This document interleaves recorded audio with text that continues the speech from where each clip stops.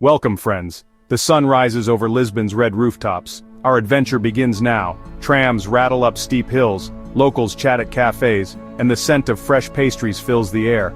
Sun on your face, adventure around every corner. Portugal is waiting for you. Ready? Grab your map and curiosity. Let's go. Summer 2025. Portugal awaits. Alright, first stop, let's dive into the real Lisbon. Forget the tourist trail, this city is packed with secret corners and creative energy. Look at these colors. Every wall tells a story. The sounds of music and laughter fill the air. And the hills? They're everywhere. Get ready for a workout. But the views at the top are worth every step. For the best cityscape, skip the crowds and head to Miradouro da Senhora do Monte. The golden hour here is pure magic. Want to feel Lisbon's creative pulse? LX Factory is a must. It's an old industrial complex now buzzing with art, music, and pop-up shops. You'll find locals hanging out, artists at work, and live music echoing through the alleys. Bairro Alto is another gem. By day it's quiet and charming. By night it comes alive. Wander the narrow streets, spot hidden murals, and catch a glimpse of Lisbon's bohemian spirit. For a real local experience, hop on Tram 28 and let it rattle you through the old neighborhoods. It's a moving postcard, rickety, crowded, and totally unforgettable. And if you want to escape the bustle, find a quiet Miradouro and watch the city glow at sunset. Lisbon's hidden gems are everywhere, quirky bookshops, secret gardens, and cozy cafes tucked away from the crowds. You might stumble on a tiny gallery or a rooftop bar with a view you'll never forget. The best part? It's the people. Lisboetas are warm, creative, and always ready to share a smile. So grab your camera, bring your curiosity, and get ready to discover the real Lisbon. One hidden gem at a time. Let's talk about your Lisbon budget. For 2 to 3 days in Lisbon, you can expect to spend around 130 to 200 euros per person. This covers accommodation, delicious food, public transport, and a few fun activities. Lisbon is vibrant, affordable, and full of value for every traveler. Okay friends, let's head north. Next up, Porto. If Lisbon is the sunny, cheerful sibling, Porto is the romantic, soulful one with a twinkle in its eye. The city has this incredible atmosphere, especially along the Douro River, with the high bridges and the colorful houses stacked on the hillside. It's just breathtaking. When should you come? Well, if you love a good party, visit in June for the São João Festival. The whole city comes alive with music, dancing, and people playfully hitting each other with garlic flowers and plastic hammers. Yes, you heard me right. It's the most fun, chaotic, wonderful street party you'll ever see. If you prefer things a bit more relaxed, come in September for the wine harvest in the Douro Valley. The air is crisp, the vineyards are golden, and the wine is flowing. Porto has its famous spots, but let's find the hidden corners. For a moment of peace and a stunning view, go to the Jardins do Palácio de Cristal. These aren't just gardens, they're a magical landscape of fountains, sculptures, and wandering peacocks. And while everyone flocks to a certain famous bookstore, a true hidden gem is the nearby Livraria Lello. Okay, it's not so hidden anymore, but it's famous for a reason. It's said to have inspired Harry Potter, and when you step inside, you'll see why. It's pure magic. The staircase alone is a work of art. You know I'm thinking about food and drink. Let's find a good spot. For a truly elegant experience, step back in time at Café Majestic. It's a stunning Belle Epoque cafe with ornate mirrors, chandeliers, and the most delicious coffee and pastries. You feel like you should be writing a novel in there, but for the true taste of Porto, you need a francesinha. It's a monster of a sandwich with layers of meat, covered in melted cheese and a special tomato and beer sauce. The place to get it, Café Santiago, it's not fancy, but it's legendary. Bring your appetite, you'll need it. For your home away from home in Porto, you've got lots of great options. With a fantastic selection of boutique hotels with river views, or if you're on a tighter budget or want to meet other travelers, Porto has some of the best designed and friendliest hostels in Europe. Navigating Porto is a breeze. The city has a great public transport system. Just grab an Andante card which works on the metro and buses. The metro is clean, efficient, and will even take you all the way out to the beach. For figuring out the best routes and bus times, the Move It app is your secret weapon. It makes getting around feel so easy, leaving you more time to get lost in the charming, narrow streets of the Ribeira district on purpose. What are the must-dos? You absolutely have to take a Douro River cruise. Seeing the city and its 6 famous bridges from the water is a completely different perspective. It's so relaxing and beautiful. Afterwards, cross the Dom Luís I Bridge. Walk the top level if you're brave, the views are insane, to Vila Nova de Gaia. This is where all the famous port wine cellars are. Take a tour, learn about the history, and of course do some tasting. It would be rude not to, right? For families or anyone who just loves a beautiful walk, A stroll along the Ribeira waterfront is perfect. It's a UNESCO World Heritage Site, and it's buzzing with life. You'll find street performers, artists, and dozens of little cafes where you can sit and watch the world go by. It's the perfect place to soak up the atmosphere of the city. Let's talk money. A trip to Porto is wonderfully affordable. For 2 to 3 days of exploring, eating amazing food, and sipping on world-class port, you can plan on a budget of around 120 to 180 euros. For a city this beautiful and rich in culture, that is an absolute steal. It means you can have that extra glass of port or buy that beautiful hand-painted tile you've been eyeing, and you should. And the people? Porto is incredibly safe, and the people are famously friendly. They have a real pride in their city and they are eager to share it with you. They're called tripeiros, tripe eaters, a nickname from history that they wear with honor. Don't hesitate to strike up a conversation. You'll leave Porto with a full stomach and a full heart. Alright, let's trade the city cobblestones for some golden sand. We're heading south to Faro, the gateway to the famous Algarve region. The moment you step off the plane here, you can feel it.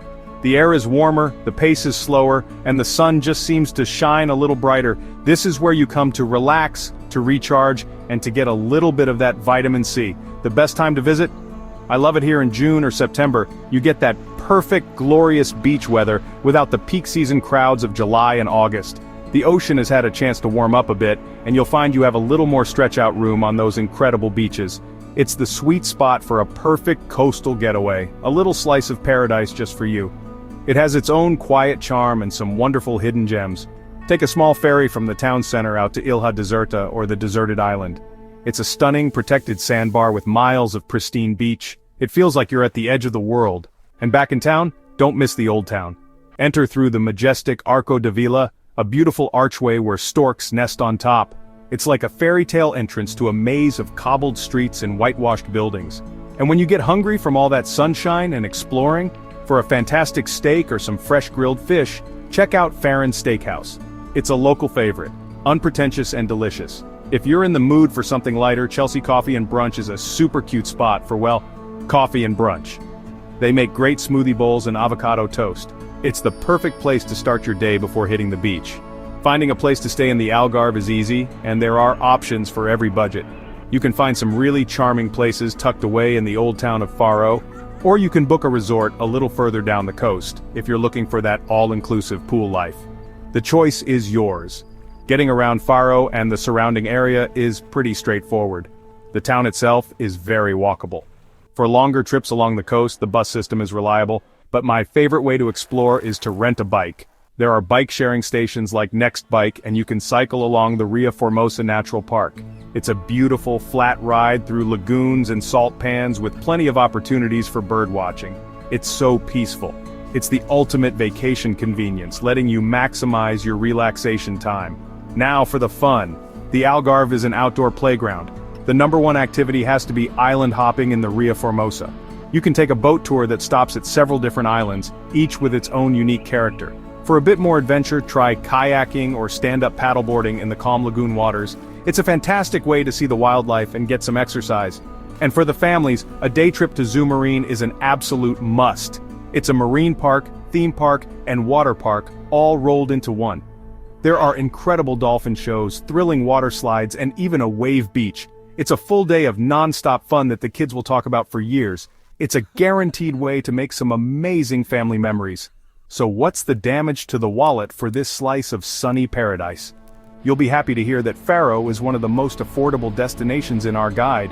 For 2 to 3 days, you can budget around 100 to 160 euros per person.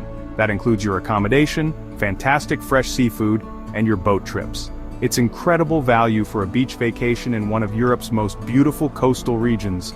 So take a deep breath of that fresh, salty air, slow down, and just enjoy the simple pleasures.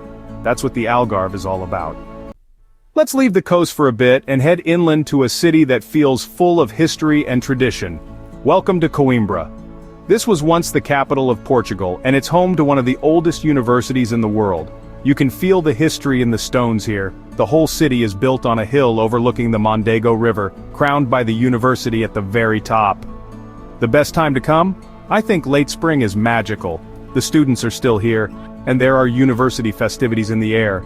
like the Queima das Fitas, or burning of the ribbon ceremony. The city is just buzzing with youthful energy and ancient tradition all at once. The weather is beautiful, perfect for walking. While the university is the main attraction, let's find some of Coimbra's hidden secrets. A must-visit is the Quinta das Lagrimas Gardens. These aren't just gardens, they're the setting of Portugal's most famous tragic love story, that of Prince Pedro and Inês de Castro. It's incredibly romantic and a little bit sad, with beautiful old trees and hidden grottos. And inside the university, don't just see the main courtyard. Find the Joanina Library. It's one of the most beautiful libraries in the world. It's like something out of a movie, a very, very smart movie. Now you know what I'm going to say. Let's eat. For a truly atmospheric snack, go to Café Santa Cruz. It's a gorgeous cafe housed in a former church right in the center of the old town. Having a coffee and a pastry under those high vaulted ceilings is an experience in itself. For dinner, find a place called Loggia. It's a restaurant inside the Machado de Castro National Museum, with a terrace that has one of the best views in the city. The food is modern and delicious, and the view is just wow. Finding a place to stay in Coimbra is a joy.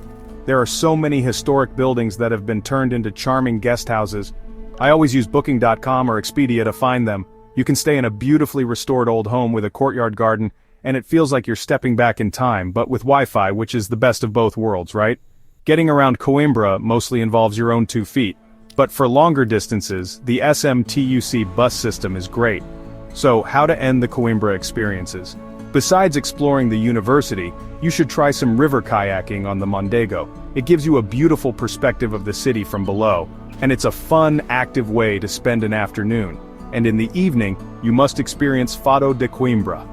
Unlike Lisbon Fado, which is often sung by women and is about love and loss, Coimbra's Fado is traditionally sung only by male students, and it's often about student life and longing for home. It's beautiful and unique to this city. For families, a visit to Portugal dos Pequenitos is a must. It's a miniature park with small-scale replicas of famous Portuguese houses and monuments.